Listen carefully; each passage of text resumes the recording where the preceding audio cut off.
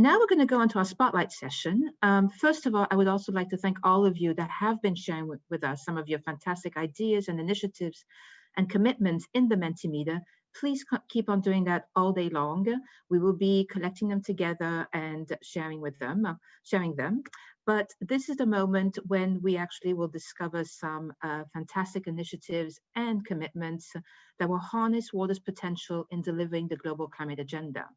In this session, UN Water, the Source to Sea Action Platform, and CDP will be highlighting to us what is their engagement and how they're moving forward in reaching the net zero carbon emission target. First of all, I would like to offer the floor to Federico Properzi from UN Water to deliver on us on the SDG 6 Accelerating Global Framework. Thank you. Federico, over to you. Thank you, Maggie. Hello, everyone. Hi, can you hear me? Yes? Good. Okay, thank you. First of all, thank you so much for inviting me to the Race to Zero. Very interesting, very nice.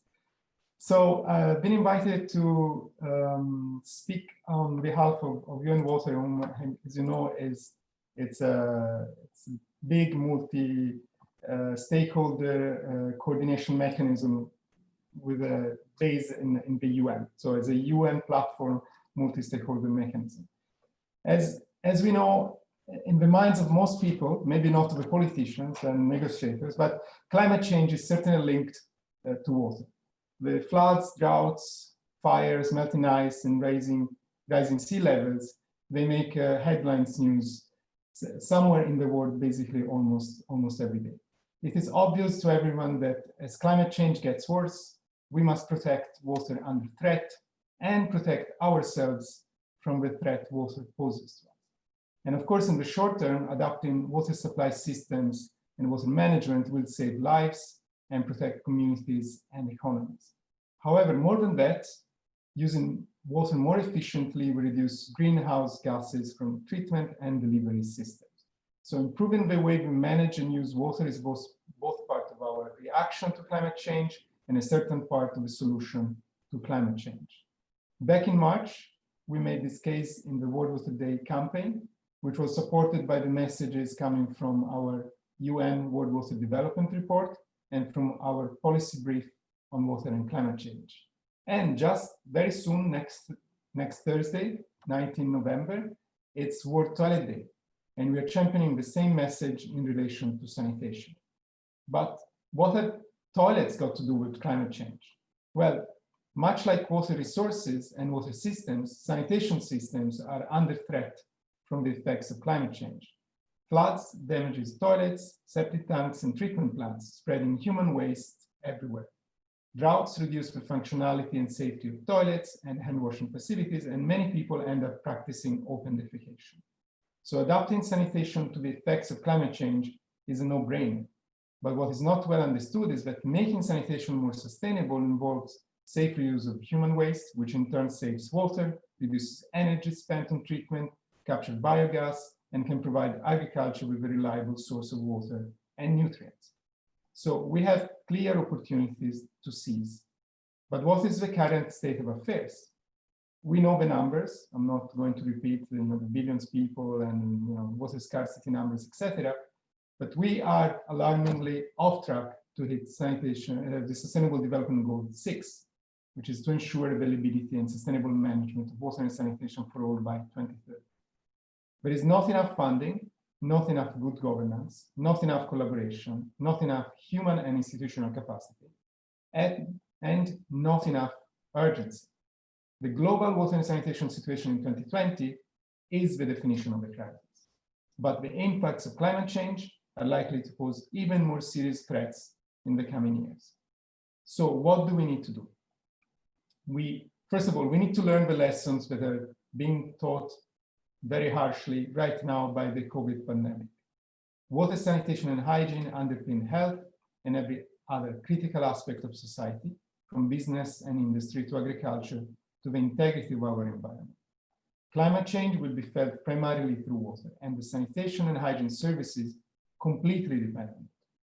To respond to these challenges, the SDG 6 Global Acceleration Framework developed in partnership with over 30 UN agencies and 40 international organizations, including SIWI, is driven by the country demand that will unify the international community's support to countries to achieve water and sanitation for all by 2030. In this framework, we are highlighting 5 key accelerators: financing, data and information, capacity development, innovation, and governance. Optimized financing is essential to get resources behind country plans. Data and information target resources and measure progress. Capacity development creates a better skilled workforce, improves service levels, and increases job creation and retention in the water sector.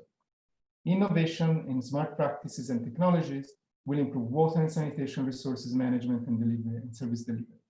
And better governance and collaboration across boundaries and sectors will make SDG 6 everyone's business. Now, this last point is particularly important. I would like, if you have one take home from this short intervention, is this: achieving SDG 6, water and sanitation for all people, for all purposes, and all parts of the world is everyone's business. When I say we will drive rapid change through this framework, I mean you and me, all of us listening today, and many thousands of organizations beyond. SDG 6 really is a matter of life and death. It is the foundation of our health, wealth, and security.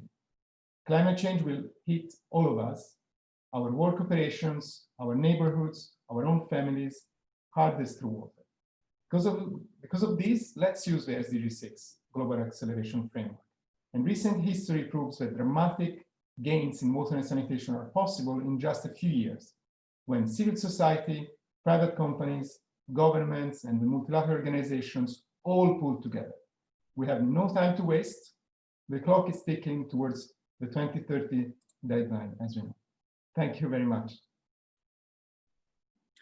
Thank you, Federico, and thank you and UN Water for doing such an incredible job in coordinating the different water actors and organizations engaged at the UN, and putting together also frameworks where we can work together and cooperate.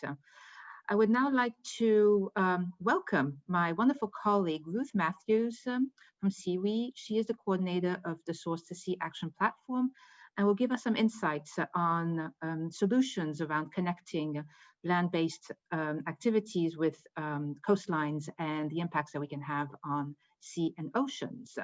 Ruth will start with a video, I believe, and then she will give us a bit more insights. Over to you, Ruth. We all know that governments and corporations are facing very difficult decisions at this time of planning and managing the economic recovery from the coronavirus pandemic. We must face the fact that prolonged global economic slowdown runs an associated risk of reduced commitment to climate action. Such reduction cannot be allowed to happen.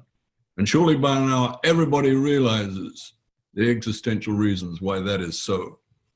Without a net carbon world by 2050, we'll be placing future generations of humans in great jeopardy.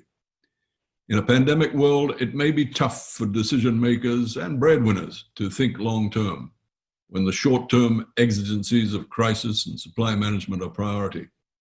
But this is the time when decisions on massive financial commitments are in train.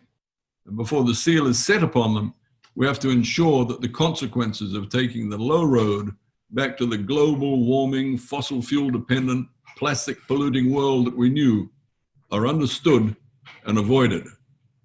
In the name of our children, we must urge governments, development banks, agencies and corporations to think of our long-term responsibilities and invest now in clean, blue-green infrastructure for a better future for all. The source to sea ethos must be an integral element of investment for a better future. If we do not better manage the pollution that we're willfully sending seawards, there is no way we can claim to be fulfilling SDG 14.1's internationally agreed demand that we prevent and significantly reduce marine pollution of all kinds. It's almost a truism that there can be no healthy ocean's health is under threat, and that the source of those threats is humankind itself. The chief culprit, of course, is our anthropogenic greenhouse gases, the common enemy of life on this planet. Now more than ever, we are called upon to faithfully implement humanity's internationally agreed plan for a better future, the Paris Climate Agreement and the UN's 2030 Sustainable Development Agenda. Around the planet, from small islands to great continents, SDG 14.1 is our global call to halt marine pollution by 2025. So I close my remarks today by commending the efforts of all of those committed to spreading the truth on marine pollution and to taking the action required in the cause of the source to sea ethos. And I thank you all for your attention.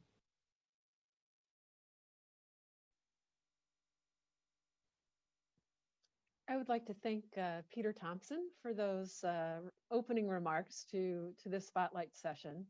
And he mentioned the, the source to sea ethos. And so what I'm going to do is give a little introduction to a solution that we have been developing here at SEWI, the Stockholm International Water Institute, and the Action Platform for Source to Sea Management. I'm Ruth Mathews. I work at SEWI as a senior manager and am also the coordinator for the Source to Sea platform. When I think about climate, I think about the phrase "death by 1,000 cuts." What we see in this case is that it's many, many different actions that are leading to the climate crisis and are acting in a cumulative way. And these are some of the most difficult problems for us to find solutions to, because there are so many actions that need to be modified, to be changed, to be brought together to be able to solve the crisis. The water community has other issues other than the climate change that are also issues that I call death by 1,000 cuts. We've seen the rise of interest in marine litter and plastic pollution over recent years. This is definitely one of those problems where actions and human activities almost everywhere on the planet are contributing to plastics getting into the environment, moving into the waterways and going into the oceans. Next slide. Another issue that is very much death by 1,000 cuts is nutrient pollution coming from untreated wastewater and from agricultural runoff.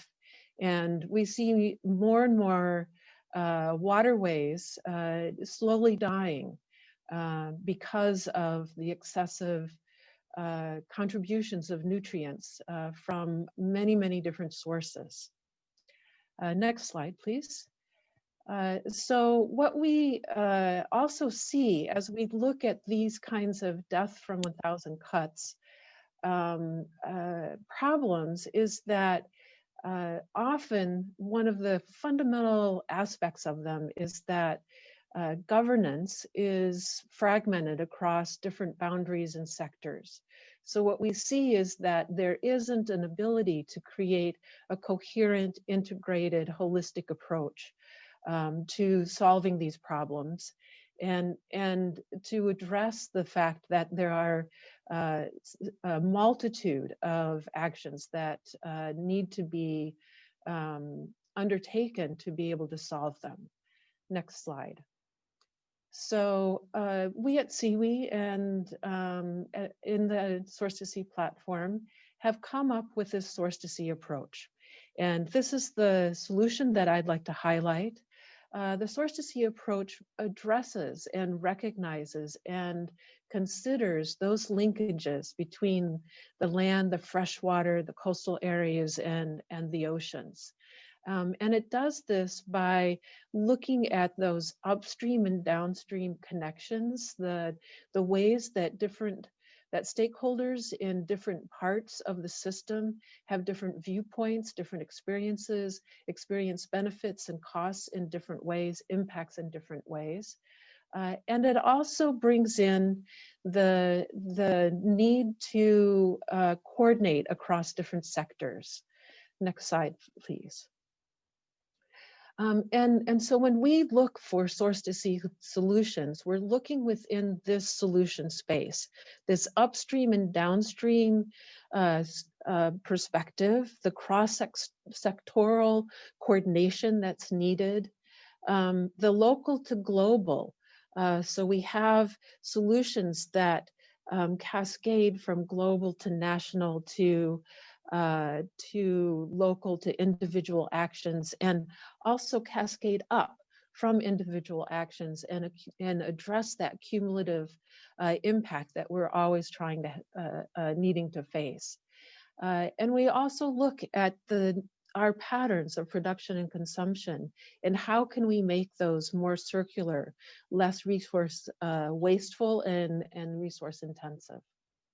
And so when we are using the source to sea approach, we bring together these elements of source to sea solutions to be able to create holistic, collaborative, and prioritizing actions. And the reason why this is so important is because it is without looking across the source to sea system, upstream and downstream perspectives, cross-sectoral issues in relationship, the different scales and aspects of the problem, we will have solutions that will maybe create a climate impact, a positive climate impact in one portion of the system, but will ultimately lead to damages and detriments in other places. Next slide. And so I want to encourage that through the source to sea approach and through the climate crisis, that we have a chance to join hands on these variety of problems and issues that we face that are a death by 1,000 cuts. And so I encourage us to come together and solve these problems in a coherent and holistic way. Next slide, please. And with that, I want to indicate that the Source to Sea platform and CWE have resources to help you, have ways to support you in taking actions that are decided in a holistic and cooperative way, so that we really do invest in the most important solutions, the ones that will have the most effective impact across the entire system. Thank you.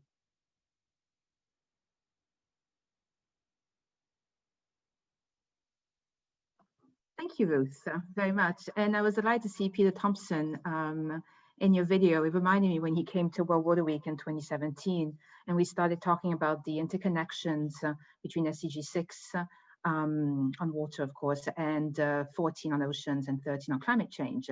And today also, during our Race to Zero Water Day, in parallel is also happening the Oceans and Coastal Zone. And we're working very closely with the other organizations working on that theme within the Marrakesh Partnership Action Agenda. Thank you so much for sharing the methodology and the solutions and ways forward. And I'm delighted to invite Kyra Appleby from CDP, who will be showing us how CDP is working with engaged mayors and cities to disclose and enhance their water solutions. Over to you, Kyra. Thanks, Maggie. So we're going to start with a short video.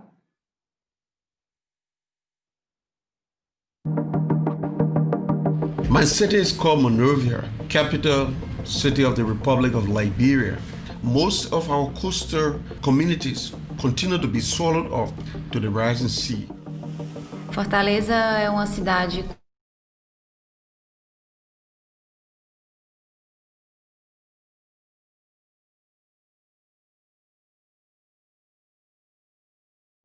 This is the city of Iskandar, Malaysia. Essentially, it's 3 times the size of Singapore. We have more frequent flooding per year and major extreme heat.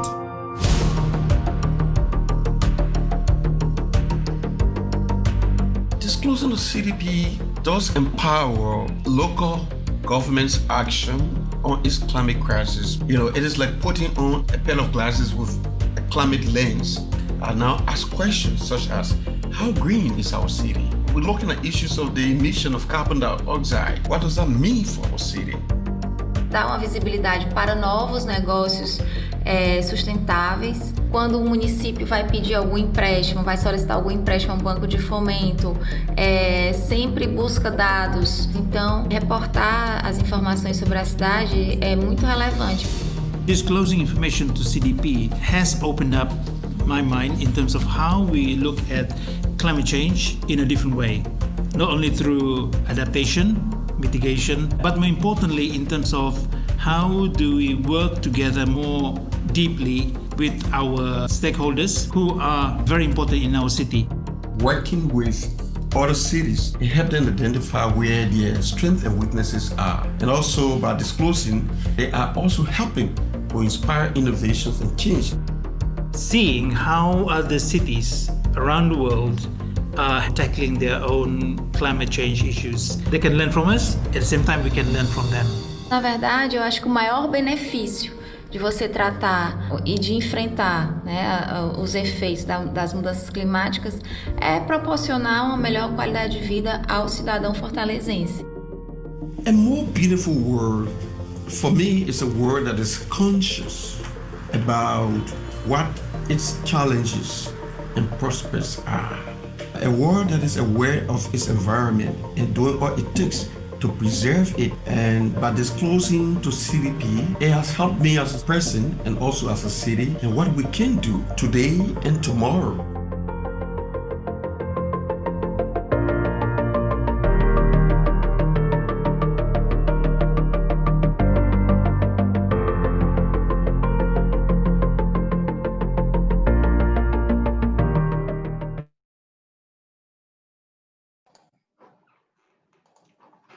Good morning, good afternoon, good evening.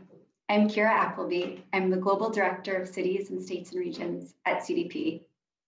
CDP is a mission-driven nonprofit organization that runs the global disclosure system that allows companies, cities, and states and regions to report, measure, and manage their environmental impacts. I'm really proud to be part of the Race to Zero Water Dialogues today. Thank you so much for inviting me to join.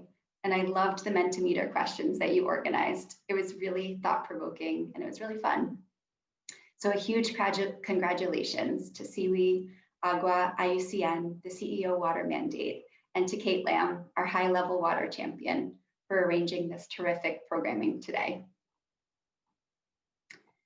CDP has been working with city governments, sending them an annual invitation to disclose their climate targets, plans, and actions for the past 10 years.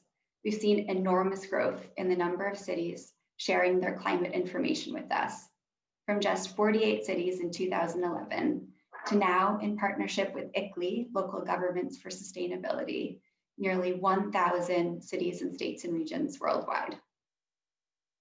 Cities are integral to realizing a zero carbon, water secure world. It cannot be achieved without them. Although just 2% of the world's landmass, cities are home to 55% of the world's population. Cities are hubs of consumption, but also hubs of amazing innovation. Securing a clean and adequate water supply is fundamental to the prosperity, vitality, and health of a city. Protecting the city, its people, its infrastructure, and its business within the city from the most severe effects of climate change, like flooding, storm surge, heat, drought, is crucial. Disclosing through the CDP ICLEI system gives cities a framework to examine issues of governance. As you heard from our video, it gives them a lens on climate and water to look at their planning and strategy. Standardized metrics allow data to be compared and shared across cities and their partners to uncover insights and drive action across the globe. The data collected through the CDP ICLEI system is made freely available to cities, researchers, and to the public through our open data portal. In 2019, nearly 60% of cities said they face substantial current or future risks to their water supply. Cities report increased water stress and a decline in water quality. And importantly, only 1/3 of cities have a water management strategy to safeguard this vital resource. As more and more people move to cities, and cities are projected to house 70% of the world's population by 2050, the demand for clean water will grow, placing more people and more cities at risk. But around the world, cities are innovating. We can look to Singapore, where they've built a robust and diversified sustainable water supply through its 4 taps approach. As well as using local catchments and importing water, Singapore recycles water and desalinates seawater. Desalinated seawater meets over 65% of the city's water demand. And through this innovation, Singapore has become known as a global hydro hub, housing a thriving cluster of 180 water companies and over 20 research centers. Following cholera outbreaks in 2018, Dar es Salaam, the largest city and former capital of Tanzania, is investing in 16 water security projects to expand and re-engineer the city's water distribution network. Financed from user fees, the project will provide Dar's 5 million citizens with safe and clean drinking water, advancing public health and securing the city's vibrant tomorrow. The cities of the future are on the race to zero. They are resilient, healthy, and prosperous places to live and work. But this cannot be achieved without a water management strategy and an inclusive, whole of society approach to tackling climate change and water security hand in hand. We cannot tackle the climate crisis without addressing water security. So with that, we invite you, if you're a city, if you're a company, set a science-based target, develop a water management strategy, and join all of us on the race to zero. Thank you. Kyra, thank you so much for sharing that with us. And actually, as you were talking, I remember that COP22, it was the actual first water day that actually took place in the COP processes. And when we were so excited about starting that day, and then we heard that Trump got elected. So it kind of overshadowed the water day. But what it did do, and here's a link to what you were saying, is that there was such a strong engagement from cities and the private sector and the state saying, even if the country steps out, we will be engaged, we will continue. And I think it's amazing that the work that you just showed that CDP is doing, ICLE, other city networks, really shows that that engagement was kept and is continuing. And the cities have really stepped up in that game when it comes to combating climate change and making decisions at the local level for that. So thank you so much for highlighting that to us.